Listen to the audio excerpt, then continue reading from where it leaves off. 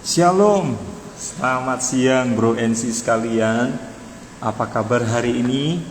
Saya percaya kita semua dalam keadaan baik dan sehat, serta dipelihara Tuhan sampai hari ini, amin. Tanpa kita sadari, tinggal hitungan hari, tinggal beberapa hari lagi kita akan memasuki bulan Desember, saudara ya, di mana bulan tersebut kita akan memperingati akan kelahiran Tuhan kita, Yesus Kristus. Puji nama Tuhan.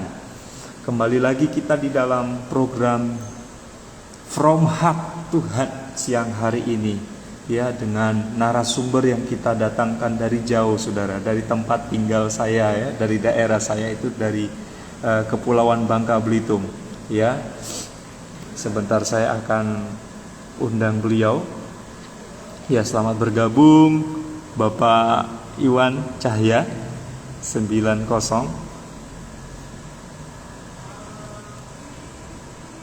Ya, puji nama Tuhan. Pak Iwan mungkin bisa meminta melakukan permintaan bergabung ya Pak Iwan. Oke.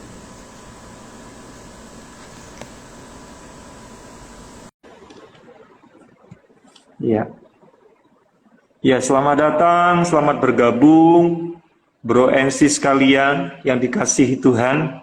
Kita bersyukur siang hari ini kita akan diberkati oleh hamba Tuhan dari tempat di mana saya berasal, saudara.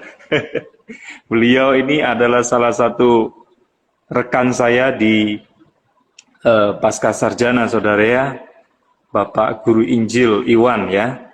Sebentar saudara, beliau sedang berusaha masuk. Pak Iwan mungkin langsung saja meminta permintaan bergabung, Pak. Ya, selamat datang, selamat bergabung Pak Handoko dan rekan-rekan sekalian. Sambil kita menunggu narasumber kita untuk bergabung, mohon bersabar ya saudara-saudari. Iya, puji nama Tuhan. Ya, shalom. Selamat siang, Pak Iwan. Shalom, apakah mendengar suara saya, Pak Iwan? Ya, jelas Pak, jelas. Ya, mantap. Apa kabar Pak hari ini, Pak? Puji Tuhan, sehat Pak. Puji Tuhan sehat ya. Saudara, beliau ini adalah salah satu rekan saya di kelas Pasca Sarjana ya. Saya sangat senang bertemu dengan Bapak Guru Injil. Beliau melayani di salah satu gereja di Kepulauan Bangka Belitung. Nanti mungkin secara detailnya nanti beliau bisa memperkenalkan diri. Terima kasih banyak ya Pak Iwan sudah meluangkan waktunya di sela-sela jam makan siang. Beliau sudah berkenan untuk mampir di podcast kita, saudara ya. Oke, tidak usah basa-basi saja, kita langsung mulai ya. Sebelumnya nanti saya akan mulai dalam doa terlebih dahulu ya Pak Iwan. Ya, kita berdoa. Bapa di dalam surga, terima kasih untuk hari yang baru, pemberian Tuhan. Kami boleh ada sebagaimana kami ada, semua karena kasih karunia Tuhan atas hidup kami. Bukan karena kemampuan kami, bukan karena kecakapan kami, bukan karena kepintaran kami, bukan karena hasil usaha kami, melainkan karena anugerah Tuhan sajalah yang membuat kami ada sampai hari ini. Tuhan, kembali lagi kami ada di dalam program From Heart Tuhan siang hari ini, yang mana kami akan membahas mengenai firman Tuhan yang akan disampaikan oleh hamba-Mu, Bapak Guru Injil Iwan Cahya. Kiranya Tuhan menganugerahkan hikmat, marifat, akal budi, bahkan kebijaksanaan yang datangnya dari Tuhan, sehingga beliau bisa membagikan firman yang hidup, firman yang berkuasa, firman yang boleh menegur, mengingatkan, mengajari, menuntun, bahkan mengarahkan kami sebagai anak-anak muda untuk apa kami ada dalam dunia ini. Terima kasih Tuhan, beracaralah Engkau di tengah-tengah podcast kami dari awal, pertengahan, hingga pada akhirnya, kiranya jadi seturut dengan kehendak dan rencana Tuhan. Kami siap untuk memulai podcast kami siang hari ini. Haleluya. Amin. Amin. Sekali lagi mau sapa kita semua. Shalom. Selamat siang Bro Ensis. Apa kabar siang hari ini? Saya percaya kita semua dalam keadaan sehat ya, dalam keadaan dipelihara Tuhan sampai hari ini. Kita terasa kita sudah berada di penghujung bulan November. Semua bukan karena hasil usaha kita, bukan karena kebisaan kita, melainkan karena kemurahan Tuhan. Ya, sekali lagi terima kasih banyak juga ya Pak Iwan sudah berkenan datang dan bergabung dalam podcast kami siang hari ini. Pak, podcast ini sekedar informasi, kita membuat program ini untuk menjangkau anak-anak muda yang sudah jarang sekali ke gereja. Apalagi yang kita katakan anak-anak muda sekarang sudah punya kebiasaannya sendiri ya, sudah punya asik dengan kegiatannya sendiri sehingga lupa untuk pergi ke komunitas, lupa untuk pergi ke persekutuan. Nah, adanya program ini kita untuk menjangkau ya jiwa-jiwa yang tidak terlayani. Ya, langsung saja saya berikan kesempatan kepada Pak Iwan untuk memperkenalkan diri terlebih dahulu karena kalau nggak kenal nggak sayang Pak Iwan. Ya, mungkin saya persilakan kepada Pak Iwan untuk memperkenalkan diri terlebih dahulu. Saya persilakan Pak Iwan. Iya, ya sekali lagi selamat siang, salam buat kita semua. Halo, selamat siang. Saya berterima kasih kepada Pak Noldi, saya panggil bro aja lah, kita ini kan acara Ya, anak bro muda. aja. Bro aja anak usia. Oke, Pak. Panggil saya Bro Iwan aja, Bro Iwan. Saya saat ini bersama dengan Pak Noldi, dengan Bro Noldi menjalani kuliah pasca sarjana. Seharusnya kami wisuda tahun lalu ya, seharusnya ya. Tetapi karena ada kendala dan sedikit banyak hal, akhirnya kami melanjutkan dan mungkin Maret ini kami akan proposal tesis ya, sekiranya juga nanti di akhir Juli kami bisa menyelesaikan studi kami di STT Setia Jakarta. Dan saat ini saya melayani di Yayasan Abdiel Ministry bersama Gereja GP Kris, bagian multimedia, misi, juga melayani sekolah-sekolah seperti itu dan anak-anak jalanan. Puji Tuhan. Wow. Luar biasa. Mungkin status Pak barangkali ya Bro ya. Bro Iwan mungkin barangkali ada yang mau kenalan dengan Bro Iwan lebih detail bisa menghubungi secara DM atau chat ya di kolom komentar Saudara ya. Oke, mungkin statusnya Pak Iwan. Ya kalau status saya masih sendiri sampai hari ini available.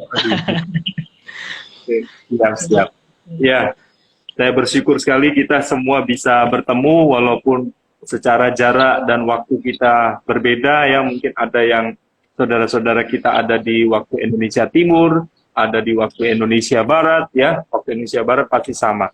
Tapi kalau waktu Indonesia Tengah dan Timur pasti berbeda. Tapi kita bersyukur melalui media ini kita bisa menjangkau jiwa-jiwa yang tidak terjangkau. Langsung saja Pak Iwan. Hari ini kita akan membahas tentang topik mengenai syarat mengikut Yesus, ya. Berarti kalau kita mengikut Yesus itu ada syaratnya, Saudara ya.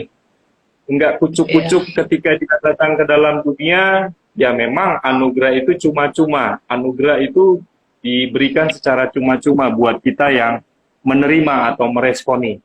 Nah, kita akan membahas syarat mengikut Yesus. Dikatakan sebab dia datang bukan untuk membawa damai, melainkan pedang, ya. Ini nats yang kita ambil dari Matius 10 ayat 34. Memang saya tidak ambil secara keseluruhan, karena anak-anak muda males kalau membaca panjang-panjang Pak Iwan. Mungkin Pak Iwan bisa menjelaskan secara tidak di luar konteks ya. Mungkin bisa menjelaskan apa yang dimaksud syarat mengikut Yesus, yang dikatakan sebab dia datang bukan untuk membawa damai. Loh, kenapa bisa begitu ya? Kenapa Yesus dikatakan dia datang tidak membawa damai, melainkan pedang? Mungkin Pak Iwan bisa langsung menyampaikan apa yang dimaksud dari nats ini. Ya, dengan waktu dan tempat saya persilakan Pak Iwan. Ya, terima kasih Bro Noldi. Ya, saat ini kita akan sama-sama sharing tentang firman Tuhan ini. Ya, kita mungkin bisa baca dulu dari ayatnya Matius pasal yang ke-10 ayat 34. Mungkin bisa minta tolong Bro Noldi membacakannya. Siap. Sebentar, Saudara. Matius pasal 10 ayat 34 ya. Dengan judul perikop, Yesus membawa pemisahan bagaimana mengikut Yesus. Ayat yang ke-34. Jangan kamu menyangka bahwa aku datang untuk membawa damai di atas bumi. Aku datang bukan untuk membawa damai, melainkan pedang. Demikian firman Tuhan. Ya, terima kasih. Kalau kita baca ayat-ayat selanjutnya, itu berhubungan dengan keluarga. Kita harus lebih mengasihi Tuhan, kita harus lebih mengutamakan Tuhan dibandingkan keluarga kita sendiri ya. Tapi kalau kita baca sekilas itu seakan-akan firman Tuhan ini memerintahkan kita itu menjauhi orang tua kita, menjauhi saudara-saudara kita yang kita kasih, bahkan setiap orang yang berbeda dengan kita. Nah, Ya. kita mau flashback sedikit ya, flashback sedikit ribuan tahun sebelum firman Tuhan ini dituliskan. Ya, kira-kira pasti kita semua tahu ya, hukum kelima dari 10 hukum Taurat ya, 10 hukum Tuhan yang disampaikan Musa, yang disampaikan Tuhan kepada Musa, kepada bangsa Israel. Iya, kita semua pasti tahu hukum kelima ya, yaitu kasihilah orang tuamu supaya lanjut umurmu di bumi dan Tuhan memberkati. Seperti itulah kira-kira ya para prasenya ya kan. Ya, firman Tuhan ini itu diajarin generasi demi generasi. Bahkan sampai hari ini pun kita masih mengucapkannya. Kalau kita pikir, kira-kira Yesus tahu nggak hukum ini? Pasti tahu ya kan? Pasti sangat mengetahui hukum ini. Lalu kenapa dikatakan Yesus datang untuk membawa pedang? Dia kalau kita baca ayat selanjutnya, kita seakan diperintahkan untuk menjauhi ya, untuk seperti membenci keluarga kita ya. Seakan ada untuk menunjukkan ada perbedaan. Nah, sebelum kita mengetahui apa yang dimaksud, kenapa Yesus datang membawa pedang, kita harus mengerti apa yang Yesus kerjakan di sepanjang pelayanannya. Kita harus melihat secara besar ya, dari awal Yesus melayani sampai akhir dia melayani. Yesus menunjukkan bahwa dia begitu mengasihi semua orang ya. Dia dekat dengan para pemungut cukai, dia dekat dengan orang-orang yang dianggap hina pada zamannya, yang kusta, yang bagaimana mereka dianggap kotor oleh kaum Farisi pada saat itu ya. Tapi Yesus menunjukkan bahwa dia mengasihi semua orang, semua pendosa Yesus kasihi. Dan yang pasti Yesus pasti mengasihi keluarga di mana Yesus dibesarkan, terutama Bunda Maria. Bunda Maria adalah wanita yang dianugerahi rahmat untuk melahirkan seorang juru selamat atas segala dosa manusia.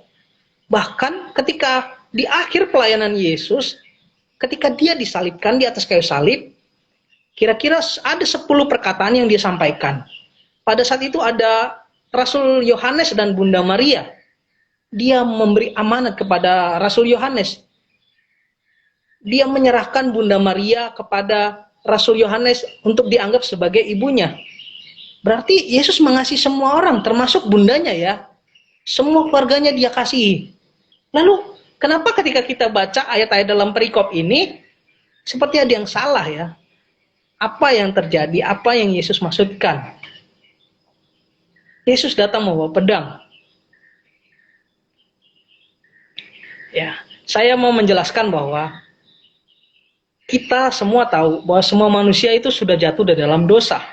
Baik kita, saudara-saudara kita, ayah ibu kita, semua keluarga kita, bahkan semua manusia di muka bumi sudah jatuh di dalam dosa. Baik yang kaya, yang miskin, yang pintar, kurang pintar, yang hidup di istana ataupun jalanan, baik yang di kota maupun desa, bahkan pedalaman, kita semua telah jatuh ke dalam dosa.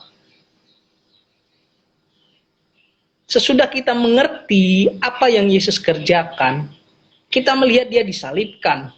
Apa yang dimaksudkan ketika dia disalibkan? Kita memperoleh anugerah, memperoleh kasih karunia, memperoleh kepastian keselamatan. Ketika Yesus disalibkan, dia menghapuskan segala dosa kita bagi setiap kita umat percaya. Yang menjadi penekanan bagi setiap orang yang percaya. Iya.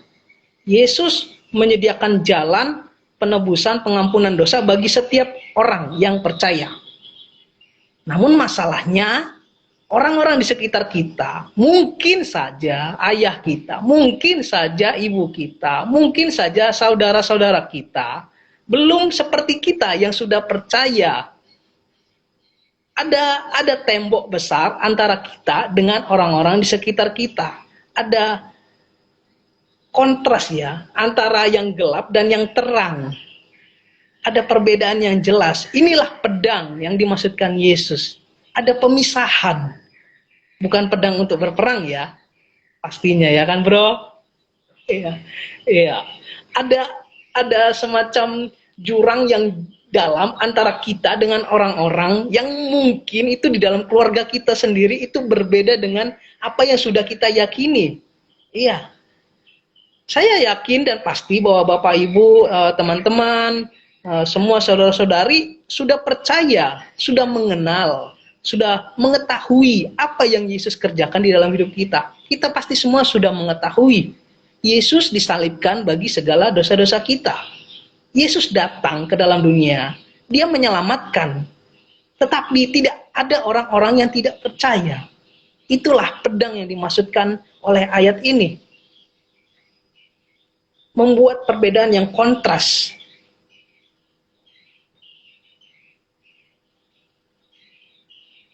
Ada orang-orang yang mungkin di sekitar kita yang berusaha karakternya itu tidak sesuai dengan yang kita harapkan ya. Mereka saudara mungkin adik-adik kita atau siapapun di sekitar kita, bukan hanya keluarga kita, mungkin tidak sesuai dengan harapan kita ya. Kita menjalani firman Tuhan, berusaha selalu berjuang menjalani yang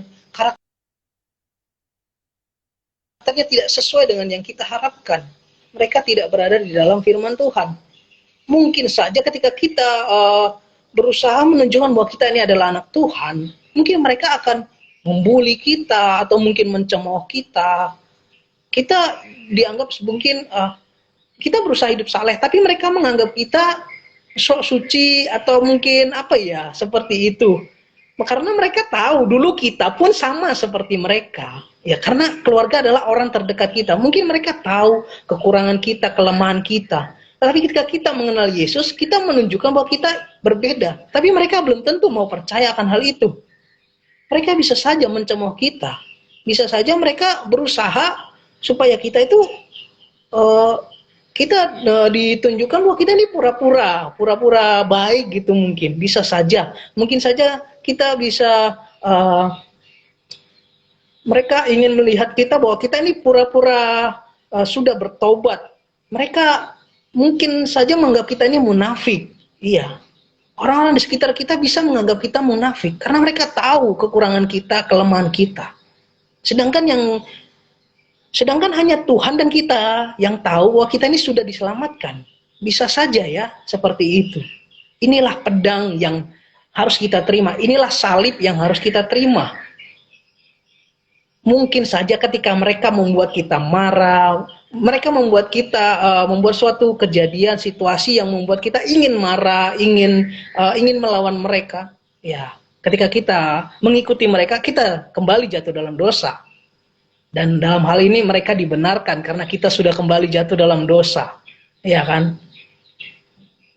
Mereka akan tertawa ketika kita sudah jatuh di dalam dosa. Bisa saja ya seperti itu. Tetapi saya yakin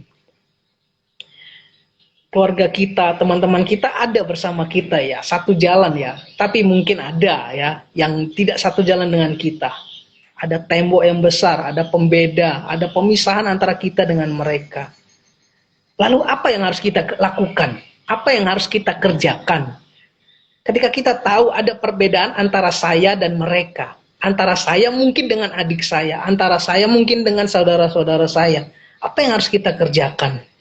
Apakah kita harus membenci mereka? Apakah kita harus menjauhi mereka? Ataukah ketika mereka membuat emosi kita marah? Ini adalah hal yang harus kita tentukan saat ini juga. Hal yang harus kita pilih saat ini juga. Saya sering berkata kepada adik-adik saya punya adik 3 perempuan ya. adik-adik saya masih remaja pemuda, mereka punya banyak teman, mereka punya banyak kawan-kawan, mereka punya rekan kerja. Ya, saya selalu berkata, Dek, jangan terpengaruh oleh kebiasaan buruk orang. Kalau bisa, kamulah yang jadi pengaruh. Ya, pastinya pengaruh yang positif. Iya. Jadilah pembawa pengaruh, bukan menjadi seorang yang dipengaruhi. Mungkin teman-teman kita ada yang merokok, tetapi kita jangan sampai seperti mereka. Kita harus membawa pengaruh yang positif. Iya. Kita harus menunjukkan, kita harus berjuang bahwa kita ini pemenang atas dosa ya. Kalau kita hidup di dalam Kristus, kita adalah anak Tuhan, bukan lagi hamba Tuhan. Kita adalah hamba Tuhan, bukan hamba Tuhan. Iya. Jadi kita mau memilih, kita mau jadi hamba Tuhan atau hambanya Tuhan. Kita mau jadi budaknya dosa ya. Iya, gitu ya. Ada hamba Tuhan, ada hamba Tuhan. Kita harus memilih saat ini juga, harus menentukan kita ini siapa, hamba Tuhan atau hambanya Tuhan. Iya. Kalau kita hamba Tuhan, kita harus menunjukkan bahwa kita ini pemenang atas dosa. Kita bukan pecundang. Iya. Itu mindset kita. Kita pemenang atas dosa, bukan seorang pecundang. Kita harus berusaha membuktikan kuasa Tuhan di dalam hidup kita. Ketika ada orang membuat kita emosi, kita tunjukkan bahwa kita bisa tenang, bisa bersikap yang membuat mereka tidak menyadari, membuat mereka takjub bahwa kita tidak terpancing untuk emosi.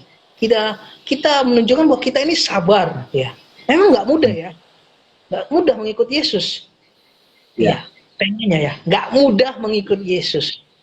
Kita harus menunjukkan bahwa kita ini mengikut Yesus atau mengikuti mereka. Ya, ya kan? Ini pilihan bagi kita. Salib ini memang nggak mudah, berat. Tapi kita tahu, salib yang kita pegang ini, yang kita tanggung ini itu didasari atas penyertaan Tuhan di dalam kehidupan kita. Ya. Tuhan memberikan salib, tapi dia tidak meninggalkan kita begitu saja. Kita harus ingat bahwa dia memberikan penyertaan di dalam hidup kita. Sehingga ketika kita sadar bahwa kita ini adalah pengikut Yesus, kita tahu bahwa Tuhan akan memberikan rohnya untuk memampukan kita hidup di dalam kebenaran firman Tuhan. Untuk kita menjadi terang, membawa pengaruh yang positif. Kita berusaha menunjukkan bahwa ada Kristus di dalam hidup kita. Inilah fakta dan realita yang harus kita hadapi. Memang ada pedang, ada pemisahan antara kita dengan mereka. Waktu demi waktu kita selalu berusaha konsisten bahwa kita ini adalah anak Tuhan. Kita tunjukkan bahwa Yesus ada di dalam kita. Dan kita berdoa, pasti suatu saat mereka yang terpisah dengan kita, berbeda dengan kita, akan ada bersama-sama dengan kita. Satu jalan. Enggak ke kiri dan ke kanan, tapi satu jalan yang lurus. Iya. Iya. Ketika kita bisa menunjukkan bahwa kita adalah pemenang atas dosa, kita bukan pecundang, mereka bisa saja bersama-sama dengan kita memuji Tuhan. Mungkin bapak kita yang mungkin belum sampai hari ini belum percaya Tuhan, ya mungkin saja. Mungkin ibu kita yang belum percaya Tuhan, mungkin saudara-saudara kita yang belum percaya dengan Tuhan, mungkin teman sahabat kita yang belum percaya dengan Tuhan. Mereka menuju ke dalam kebinasaan. Dan kita tahu itu. Ketika kita melihat orang-orang di sekitar kita, kita harus memiliki hati yang iba. Tuhan, aku ingin mereka diselamatkan. Aku ingin mereka bersama-sama dengan aku di dalam kekekalan yang kelak. Di dalam surga. Inilah syarat mengikut Yesus yang tidak mudah. Ya, kuncinya sabar. Kuncinya kita sadar bahwa kita ini adalah anak Tuhan. Bukan hambanya Tuhan ya. Pasti, itu satu ya. Kita bukan hamba Tuhan, kita adalah hamba Tuhan. Kita semua. Tunjukkan dan berusaha. Tuhan pasti mampukan. Ya, puji Tuhan. Haleluya. Itu yang bisa saya sampaikan, bro. Mantap, kasih aplaus buat Bro Iwan siang hari ini, Bro Ensis. Apa yang beliau sampaikan tadi sungguh sangat ini menggertak kita ya.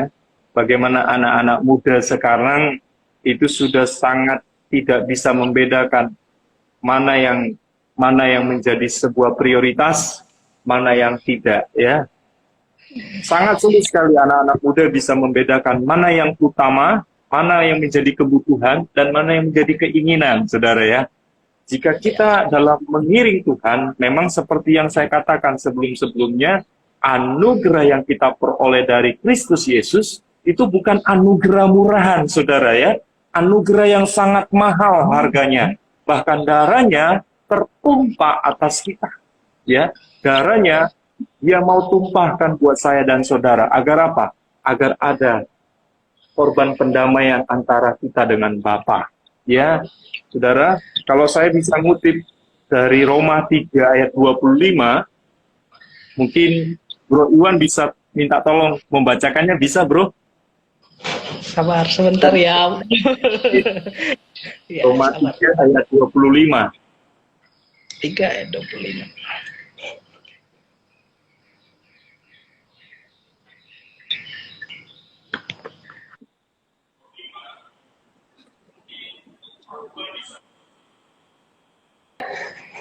Roma 3 bro. ayat berapa? 25. 25. Oke. Ya. Ya. Roma 3 ayat 25. Firman Tuhan yang telah Allah nyatakan secara terbuka sebagai jalan pendamaian dalam darahnya melalui iman. Hal ini menunjukkan keadilannya karena dalam kesabarannya Allah telah membiarkan dosa-dosa yang dahulu terjadi. Amin. Iya, puji nama Tuhan. Yang dibacakan Bro Iwan tadi itu Alkitab sehari-hari ya Bro ya? Oh iya, betul-betul.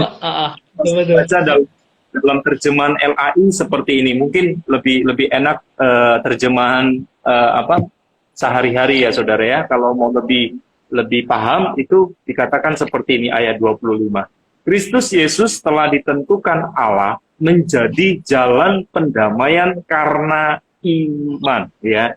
Sampai di sini dulu ya, karena iman kita diperdamaikan. Tapi bagaimana dengan Matius 10 ayat 34? Sepertinya kelihatannya kontradiksi ya.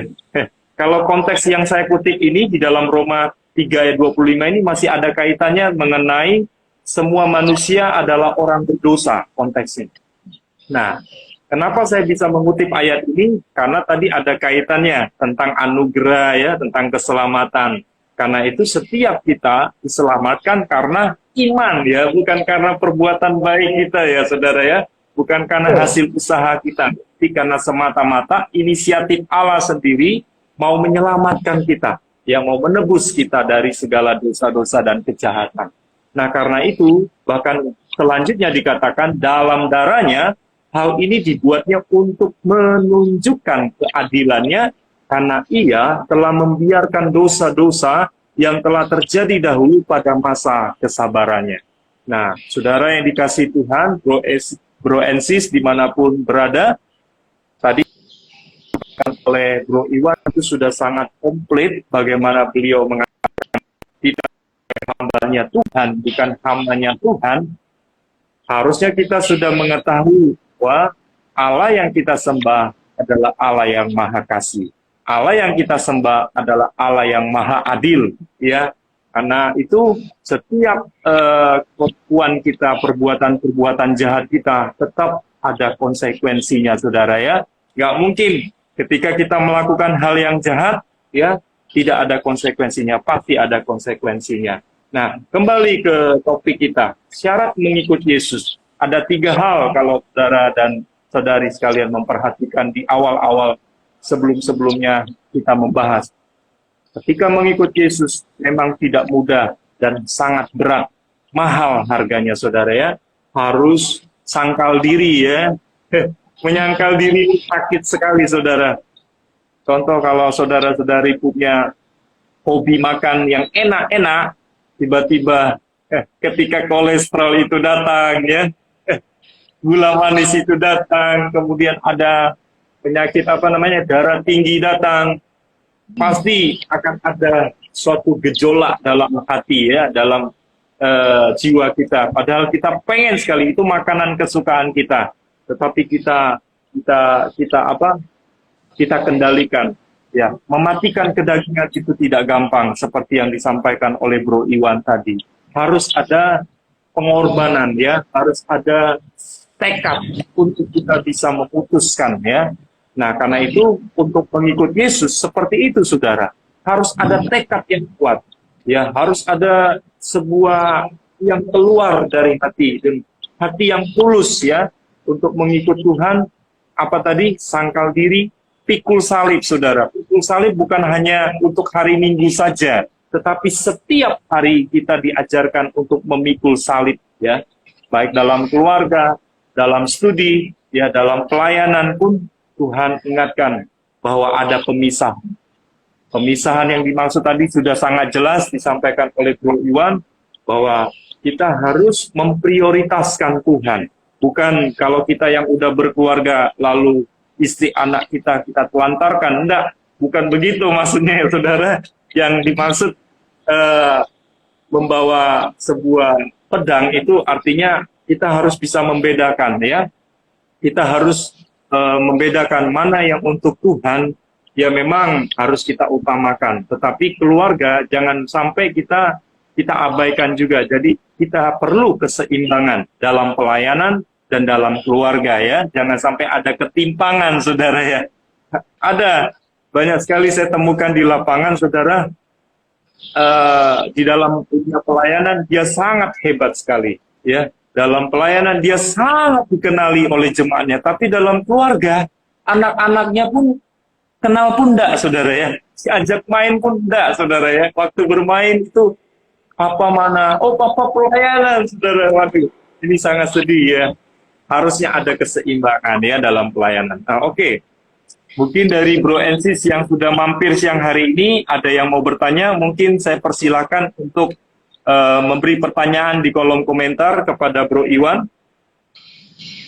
Ada yang mau bertanya? Kita tinggal sekitar berapa menit lagi, saudara. Ada yang mau bertanya, silakan. Bagi teman-teman yang mau bertanya, saya persilakan dari sekarang. Oke, kalau enggak ada, sambil saya bertanya saja ya, Bro Iwan. Siap, Bro. Oke. Bro Iwan, ini kan kita membahas tentang syarat mengikut Yesus ya. Berarti bagaimana dengan anak-anak muda yang mau ikut Tuhan itu dengan instan? Karena bagi anak-anak muda untuk mendapatkan atau meraih sesuatu itu harus cepat, ya, harus cepat, stoknya banyak, ya, bahkan gampang dicari. Nah, itu bagaimana ketika kita mau mengiring Tuhan, kita mau mengikut Tuhan? Itu bagaimana? Apa langkah-langkah yang harus dilakukan oleh anak-anak muda? Sedangkan sekarang kendalanya bagi anak muda itu adalah aktivitas mereka itu sangat apa ya? Mereka punya kesibukan sendiri ya, saudara. Mereka punya keasikan sendiri. Mungkin dalam bermain game, mungkin dalam pergaulan mereka, mungkin dalam keseharian mereka sudah disibukkan dengan tugas-tugas sekolah, tugas-tugas kuliah. Bagaimana sih untuk bisa membedakan mana yang menjadi prioritas untuk melayani, mana yang menjadi prioritas dalam sekolah, mana yang menjadi prioritas dalam keluarga? Saya persilakan untuk Bro Iwan untuk menjawab. Saya persilakan, Pak. Ya, kita harus ngerti dulu apa itu ibadah. Ya. Menurut Roma pasal 12 ayat 1 sampai 2, ibadah itu sebenarnya kata aslinya itu bukan ibadah, tapi seluruh hidup kita di dalam kesalehan, itulah ibadah kita. Ya. Jadi bukan Tuhan di nomor 1, Tuhan sekolah di nomor 2, belajar di nomor 3, bermain untuk nomor 4, bukan gitu. Tetapi di dalam aktivitas kita, di dalam sekolah, di dalam kita ke gereja, di dalam kita mengerjakan ini dan itu, bahkan ketika kita bermain game pun sekalipun, atau bahkan kita tidur, makan, dan lain-lain sebagainya, di dalamnya itu ada Tuhan. Bukan Tuhan di nomor 1, di dalamnya ada Tuhan ya. Ya, bagaimana kita menyadari ada Tuhan di dalam setiap aktivitas kita? Jadi kalau Bro Bro Noldi, seakan-akan Tuhan tuh hanya di nomor satu, sesudah itu kita lupakan. Ya kan? Kita belajar, ya udah belajar aja kan gitu. Salah. Menurut saya di dalam belajar itu ada nggak Tuhan menyertai kita di dalam belajar itu? Ketika kita bekerja, ada nggak Tuhan bersama kita ketika kita bekerja? Kalau kita belajar, ada Tuhan di dalamnya, kita mau belajar sungguh-sungguh. Kita dapat hikmat, dapat pengetahuan. Apa yang kita dapatkan? Nilai. Ketika kita mendapatkan nilai, ada orang-orang yang bisa bangga kepada kita. Nilai prestasi ini bisa menjadi berkat, bisa membawa nama Tuhan dipermuliakan. Ketika kita bekerja dan ada Tuhan di dalamnya, kita akan bekerja sungguh-sungguh. Bos tidak datang, kita bekerja sungguh-sungguh. Ketika bos pergi, mungkin saja kalau kita tidak membuat Tuhan di dalamnya, malas-malasan kita. Betul nggak? Iya. Jadi ada Tuhan di dalam seluruh aktivitas kita, 24 jam. Bahkan tidur, ada Tuhan di dalamnya. Bukan Tuhan cuman 2 jam, tiba-tiba habis itu ya sekolah, pergi, naik motor, makan, minum, main game, tidur, udah. Seakan-akan Tuhan hanya 2 jam itu aja. Harusnya di 24 jam kita hidup, kita ada di dalam Tuhan. Itu harus menjadi satu dasar. Bagaimana Tuhan ada di dalam kegiatan kita, dalam kehidupan kita. Nah, kan hari ini ada banyak tantangan ya. Mungkin saja ketika kita bergaul dengan orang-orang ya, seperti ketika bermain game, mungkin kita akan terfokus pada hal itu. Nah, yang menjadi pertanyaan bagi kita sudah percaya Yesus atau belum? Ya, kita harus sadar, kita ini sudah percaya Yesus atau belum? Ya, sudah mengenal Yesus atau belum? Ada perbedaan ya antara tahu dan mengenal. Kalau kita mengenal, kita percaya. Ketika kita percaya, ketika saya bermain game, apakah game ini memuliakan Tuhan? Mungkin saja game ini ada pertandingan atau lain sebagainya. Ketika kita punya kemampuan yang lebih di dalam apa yang kita kerjakan, orang bisa melihat kita, dan tentunya itu bukan menjadi satu kesombongan, tetapi nama Tuhan dipermuliakan. Mungkin ketika kita sedang bersama-sama dengan orang-orang di sekitar kita mengerjakan aktivitas ini dan itu, mungkin saja kita punya kemampuan di bidang bermain bulu tangkis, bermain gitar, atau bermain basket, jago catur, atau bermain musik, atau membuat segala hal, editing video dan lain-lain sebagainya. Di dalam kita mengerjakan, Tuhanlah yang memampukan kita mengerjakan itu. Dan ketika kita bisa menunjukkan prestasi, dan itu menjadi berkat bagi banyak orang, kita tunjukkan bahwa itu karena Tuhan yang memampukan saya. Itu dasarnya, kita sudah percaya Yesus atau belum? Itu. Mungkin itu yang bisa saya jawab, Bro Noldi. Oke. Berarti kata kuncinya adalah mengikut sertakan Tuhan dalam segala aktivitas kita ya, Bro ya. Jadi mau bekerja, kita melayani, mau kita bermain, mau kita ada di dalam lingkungan sekolah dan lingkungan teman-teman kita, harusnya kita seperti yang disampaikan Bro Iwan tadi, harus membawa pengaruh yang positif ya, Bro ya. Bahwa mencerminkan Kristus yang ada di dalam diri kita, kita tampilkan dengan kehidupan kita, dengan keselarasan antara ucapan, pikiran, dan perbuatan ya. Bahwa di sanalah mereka bisa melihat, oh ternyata ada sesuatu yang berbeda loh, Bro Iwan. Oh ternyata benar ya, seperti kita melihat Kristus yang ada di dalam dirinya, Bro Iwan, seperti dia. Oke, sangat terbiasa.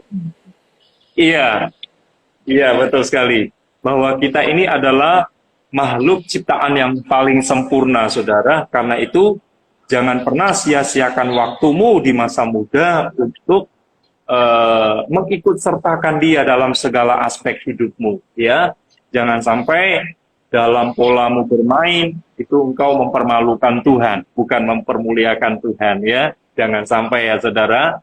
Harusnya hidup kita boleh dicontoh, boleh diteladani orang-orang sekitar kita, boleh ditengok seperti hidup kita ini seperti ikan yang ada di dalam akuarium, yang bisa dilihat dari sisi manapun ya, saudara ya. Mau hidup kita bobrok, kita pasti akan diejek karena kita pengikut Kristus. Maka itu menjadi pengikut Kristus syaratnya berat, saudara. Ya, syaratnya berat. Harus mengikuti jejak Tuhan Yesus, ya, menjadi teladan, baik lewat ucapan yang baik, ya, tindakannya sesuai dengan apa yang dia ucapkan. Jangan kita ngomong hari ini, oh Tuhan, saya mau setia melayani Tuhan. Besok berubah lagi, saudara. Jangan, ya. Kalau hari ini kita bilang A, besok tetap A. Jangan hari ini bilang A, besok B, besoknya lagi C. Jangan, ya. Jangan pelin-pelan, ya. Jangan suam-suam kuku, dikatakan dalam kitab Wahyu. Kalau kita mau jadi angat sekalian. Kalau mau jadi dingin sekalian, saudara. Jangan panas dan dingin, nanti akan dimuntahkan, saudara. Bro Iwan, mungkin ada yang mau ditambahkan, Bro Iwan, dari apa yang menjadi topik kita yang hari ini tentang syarat mengikuti Yesus. Mungkin ada sekitar 2 menit lagi, Pak. Saya persilakan, mungkin Pak Iwan mau menambahkan. Setelah itu baru Pak Iwan closing, ya. Saya persilakan Pak Iwan. Ya. Mengikut Yesus itu didasari kita butuh seorang juru selamat atas dosa kita. Ya. Kita tidak bisa menyelamatkan diri kita. Kalau kita butuh juru selamat, kita harus menempatkan Yesus sebagai Tuhan, sebagai Raja, ya, sebagai majikan. Ya, kita harus mengundang. Sudah kita mengundang, kita menyadari bahwa Tuhan sudah ada bersama kita. Jadi kalau saya mengerjakan, saya harus sadar bahwa Tuhan memperhatikan apa yang saya kerjakan. Mengikuti Yesus memang tidak mudah. Kalau kita sudah mengikuti Yesus, kita katakan kita pengikut Yesus. Kita harus sadar, kita melihat apapun yang kita lihat di depan kita, jangan sampai nama Tuhan dipermalukan. Kuncinya taat dan setia, konsisten. Hal-hal sederhana pun bisa kita kerjakan. Kalaupun kita bisa mengerjakan hal yang rumit, kita bisa mengerjakan hal yang sederhana. Ya. Tuhan melihat setiap apapun yang kita kerjakan. Dia perhatikan kita detil demi detil. Itu yang menjadi kesadaran kita. Ketika kita mengikuti Yesus, kita mencari tahu apa yang Tuhan inginkan ketika saya mengerjakan ini. Apakah yang saya kerjakan ini baik atau tidak? Seperti itu. Itu saja pembahasan. Luar biasa. Pemaparan yang sangat gamblang, saudara, ya. Bahwa mengikuti Yesus itu tidak mudah, saudara, ya. Dan kalau kita sudah putuskan menjadi pengikut Kristus, berarti yang kita ikuti harusnya ada di depan kita. Bukan kita yang ada di depan, justru kita yang ada di belakangnya Tuhan, ya. Kalau kita pengikut, kita harus mengikut kemana Tuhan arahkan, ya, saudara, ya. Jangan sampai kita seperti seorang yang bebal, seperti bangsa Israel, ya. Jangan sampai kehidupan kita sehari-hari itu penuh dengan keluh kesah. Kehidupan kita penuh dengan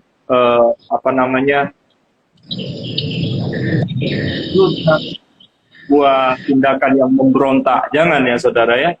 Jangan sampai.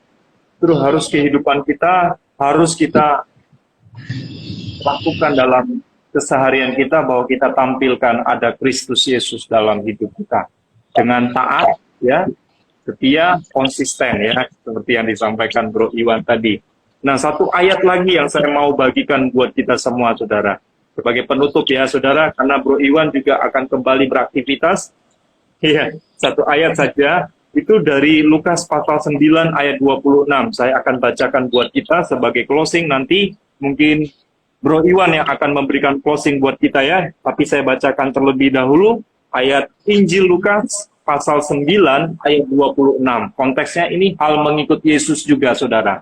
Saya bacakan ayat 26 berbunyi demikian. Sebab barang siapa malu karena aku dan karena perkataanku, Anak Manusia juga akan malu karena orang itu. Apabila ia akan datang kelak dalam kemuliaannya dan dalam kemuliaan Bapa dan malaikat-malaikat kudus, saudara. Artinya apa? Ketika kita mau memutuskan menjadi pelayan Tuhan, pelayan masyarakat, lakukanlah itu seperti untuk Tuhan. Ya. Lakukanlah itu seperti untuk Tuhan. Dikatakan tadi, ketika kita malu mengakui Tuhan di hadapan manusia, ya, kalau orang bertanya, kamu Kristen? Oh enggak, saya bukan Kristen, saya apalah. Kadang kita malu ya kalau kita berada di sekitar pusaran orang-orang yang berbeda dengan keyakinan kita. Kita minder, saudara. Jangan malu untuk mengaku akan menjadi pengikut Kristus. Kalau kita malu mengakuinya sebagai pengikut Kristus, sebagai murid Kristus, maka dia juga akan malu. Anak manusia juga akan malu untuk mengakui kita sebagai anak-anaknya. Mungkin sebagai tambahan, sebagai closing, saya persilakan kepada Bro Iwan untuk penutup. Saya persilakan, Pak. Ya. Dan yang terakhir, ketika kita mengikut Yesus, kita mengerjakan segala aktivitas kita itu didasari atas kemuliaan Tuhan. Kita mungkin menyapunya untuk Tuhan. Kita mencuci piring untuk Tuhan. Kita makan untuk Tuhan. Kita belajar untuk Tuhan. Kita tidur pun untuk Tuhan. Kita bangun untuk Tuhan. Ya, ada Tuhan di dalam kehidupan kita. Itu yang menjadi pembeda antara kita dengan dunia. Dan saya mengajak kita semua teman-teman yang masih kuat, kita semua masih kuat, kita bukan lemah ya, kita bukan pecundang, kita adalah pemenang, kita adalah juara atas dosa. Ya, kita harus menyerahkan hidup kita ini kepada Tuhan yang empunya kehidupan kita. Ya, ini yang bisa kita sharing bersama-sama. Ya, kita akan berdoa. Iya, mungkin dari teman-teman ada yang mau bertanya. Kalau tidak ada bertanya, nanti mungkin bisa DM secara langsung saja ya kepada Bro Iwan. Mungkin yang masih penasaran, siapa sih ini Bro Iwan ini ya? Mungkin bisa langsung DM aja ya. Kalau Bro Iwan berkenan, nanti bisa langsung, mungkin ada yang masih bingung tentang topik kita siang hari ini, bisa ditanyakan langsung kepada Bro Iwan. Ya, untuk closingnya mungkin kita langsung berdoa saja ya Pak, karena waktu. Saya persilakan Pak Iwan. Ya, kita berdoa. Yesus, Engkau datang ke dalam dunia, menyelamatkan kami orang yang berdosa. Dan kami sadar ada orang-orang di sekitar kami yang belum sama seperti kami.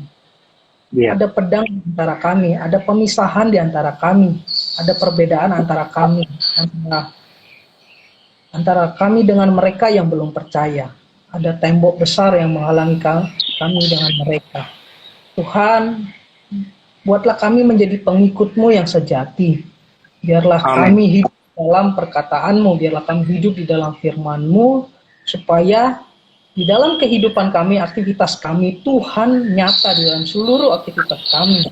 Dan mereka bisa melihat perbedaan yang besar antara mereka dengan kami yang sudah mengikut-Mu.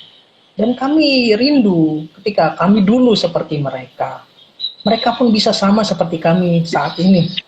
Sama-sama merasakan anugerah kasih Tuhan. Sama-sama merasakan pengampunan dosa. Ketika kami kelak bersama-sama dengan Engkau Tuhan, mereka pun ada bersama dengan kami. Kami bukan hidup untuk diri sendiri, tetapi kami bisa hidup bagi Tuhan dan bagi sesama. Tuhan mampukan kami, di dalam nama Tuhan Yesus kami berdoa dan mengucap syukur. Amin. Sekali lagi banyak terima kasih ya Pak Iwan sudah berkenan datang dan sudah menyempatkan jam makan siang untuk memberkati kami di podcast From Heart to Heart siang hari ini. Kiranya Tuhan memberkati Bapak dalam studi, dalam pelayanan, dalam keluarga, dimanapun Pak Iwan berada. Kiranya Tuhan senantiasa menyertai dan melindungi Bapak ya. Jangan jera-jera ya Pak kalau kami mengundang kembali untuk Bro Iwan untuk memberkati kita dalam podcast ini. Kiranya Bapak berkenan ya.